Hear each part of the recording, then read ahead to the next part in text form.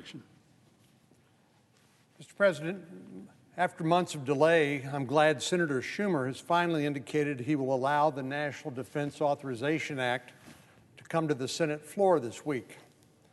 For each of the last 60 consecutive years, Congress has passed an NDAA to ensure that our service members and military leaders have the resources they need to safeguard our democracy and our freedoms. This bill is how we maintain our military bases, modernize our force, and invest in the next generation of weapons that we hope we will never need to use, but which are necessary for deterrence. It's how we strengthen our relationship with old allies and forge strong partnerships with new ones. It's how we address the global threat landscape and ensure our troops have the training, equipment, and the resources they need to counter adversaries of today and tomorrow. From threats by an increasingly hostile Iran to those by an unpredictable North Korea, there are many security challenges on the horizon. But there's no question that the greatest threat to the world order and to peace itself is the People's Republic of China. The Chinese Communist Party has made no secret of its desire to continue to squash democracy, as they did in Hong Kong, and to impose its economic, political, and military power on the rest of the world. Here at home, we're intensely aware of how China's aggression can impact our economy and supply chains for critical components of everything from cell phones to our fifth-generation stealth fighter, the F-35. Our dependency on advanced semiconductors manufactured in Taiwan and in Asia is a threat to America's economic and national security. But the most urgent and grave threats are against countries closer to China's borders. Last week, I had the chance to lead a congressional delegation visiting Southeast Asia to gain a better understanding of the threats and challenges in the region. The area spanning from Pearl Harbor all the way to the western border of India is the largest military theater in the world and is overseen by the U.S. Indo-Pacific Command, and it's home to 40% of the world's population. My colleagues and I had the opportunity to hear from our military leadership and key foreign partners in the region and gain a better understanding of ongoing and anticipated security threats, mainly from China. China has already co-opted, as I said, a formerly democratic Hong Kong. It's building missile batteries and aircraft runways for its bombers on artificial islands in the South China Sea. It threatens freedom of navigation in international waters, and it's guilty of gross human rights abuses against its own people, namely the Muslim minority Uyghurs. It's engaged in a border war with India, and it threatens to invade the Republic of China, otherwise known as Taiwan. Here at home, there's no question that China is a looming presence, but it's not in our backyard. We don't see its warships on our coastlines or worry about an imminent military invasion on our shores. But that's not the case in the Indo-Pacific. In the Philippines, we caught a ride on a Navy P-8 aircraft over disputed waters. Within minutes of leaving Philippine airspace, we spotted a Chinese spy ship engaged in intelligence gathering operations off the Philippine coast. We traveled to India, where we met with Prime Minister Modi and cabinet officials to discuss threats posed by China, as well as other shared priorities. But one of the main topics was the timetable for a Chinese invasion of Taiwan. In every way possible, Taiwan is a stark contrast to the People's Republic of China. It's a true democracy with elections whose results are not predetermined.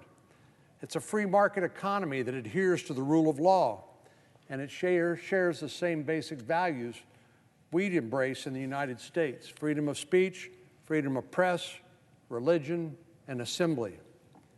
Despite the fact that Taiwan has been a self-governing entity for more than 70 years, the Chinese Communist Party continues to claim the island nation as part of its territory.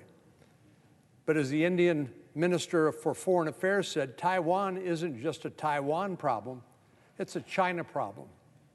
In other words, what's at stake here is much larger than the future of one nation. It's the entire scope of Beijing's power and ambitions in the region. If China is able to capture Taiwan, there's no reason to believe that the Chinese Communist Party would stop there. China also has territorial claims against the Philippines, Japan, Vietnam, and India. We shouldn't view Taiwan as the CCP's ultimate goal, but as the first domino in a quest to reach regional and global dominance. If Taiwan falls, it will not be the end, but rather a beginning. As the Taiwanese Minister of Foreign Affairs told us, Taiwan is democracy's outpost standing watch against authoritarianism.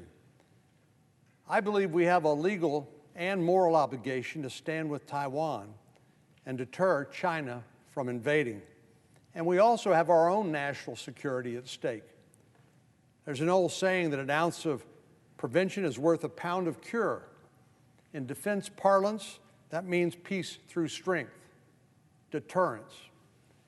There must be a strategy to dissuade China from an attempt to seize Taiwan, and there's no question that time is of the essence. Our delegation met with the commander of the Indo-Pacific Command, who described the current power dynamic rather succinctly. He said it's not a question of if China invades Taiwan, but when.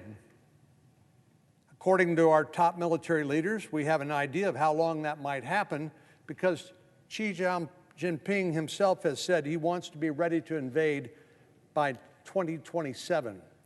But we've been wrong before. I remember when people said that the Taliban, the intelligence community, said it would take 2 years for the Taliban to take over Afghanistan, and we saw that happen almost in the blink of an eye. No one thought that country would fall to the Taliban before we even hit the withdrawal deadline, and certainly expect the withdrawal to turn. We certainly did not expect the withdrawal in Afghanistan to turn into a rapid emergency evacuation mission. Taiwan might be safe for 6 years, but we can't operate on that assumption. We need to work with Taiwan and our friends and allies in the region to raise the cost such that the PRC decides it's not worth its time and effort. The Defense Authorization Bill is one critical way we can do that. It includes a bipartisan bill I introduced with Senator Duckworth called the Taiwan Partnership Act. It would establish a partnership between the U.S. National Guard and Taiwanese defense forces to strengthen Taiwan's preparedness. Should troops need to deploy quickly in the event of a crisis, they would be armed with the same knowledge and skills as our dedicated U.S. National Guardsmen. The NDAA includes other provisions to increase defense cooperation with Taiwan and equip the U.S. Indo-Pacific Command with more resources. I appreciate my colleagues on both sides of the aisle who have championed these provisions. We said, as I said earlier, we have a moral imperative to stand with Taiwan and show China that the costs of invading are far greater than the benefits. But we have our own national security interests at stake, because if the supply of semiconductors from Taiwan were cut off, it would be a body blow to the American economy and our national security. I'm glad Australia has already signaled its support for Taiwan, and I hope more of our international partners will follow suit, particularly the Quad, composed of Australia, Japan, and India, and the United States. Beijing can try to exert its muscle around the world, but the United States has one thing that China never will have, and that is friends and allies. I'm grateful to our partners in the Indo-Pacific and around the world who fought and who will continue to fight to preserve freedom and democracy. It's an honor to spend time with them. And on behalf of our entire delegation, I want to thank all of our hosts for their hospitality. Our trip to the Indo-Pacific was a timely reminder of the critical need to invest in our national defense and support our allies, new and old. As the Senate prepares to begin consideration of the Defense Authorization Bill, I would encourage all of us to keep in mind our solemn responsibility to support our national defense. That's our #1 priority. All of our other freedoms flow from our ability to protect and defend the American people. Whether our service members are guarding against threats from China, Russia, Iran, North Korea, or terrorist groups, they need the backing of a strong National Defense Authorization Act to succeed. I appreciate the bipartisan work of the Armed Services Committee, chaired by Chairman Reed, Ranking Member Inhofe, and appreciate their hard work in getting this bill ready for our consideration.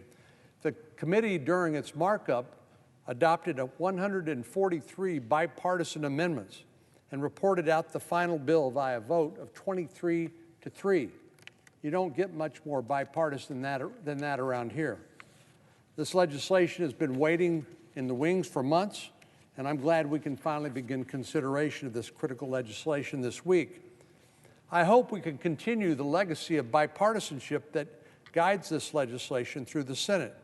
This debate should be about how to defend our national security, how to deter tyrants and bullies from around the world, and to guarantee the blessings of liberty to all democracies, those that share our values. Mr. President, I yield the floor.